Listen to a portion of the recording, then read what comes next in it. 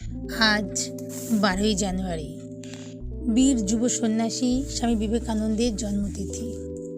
তার চরণে শ্রদ্ধার্ঘ্য জানাই এই কবিতার মাধ্যমে। বীর সন্ন্যাসী শরদিন্দু কর্মকার। আকাশের ন্যায় মুক্ত যার আত্মা, গভীর সমুদ্রের ন্যায় যার জ্ঞান, শ্রী শ্রী রামকৃষ্ণের পরম শিষ্য, তিনি সমগ্র ভারতবর্ষের প্রাণ।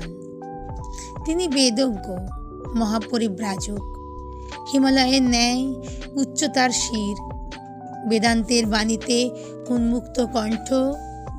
তিনি সেই সন্ন্যাসী মহাবীর।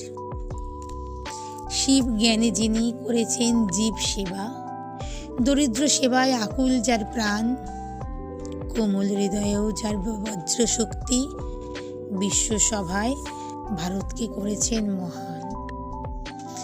মুণ্ডিত মস্তক, গৈরিক বসনধারী, ব্রহ্মজ্ঞানী, তিনি সর্বত্যাগী। তিনি বীর সন্ন্যাসী স্বামী বিবেকানন্দ।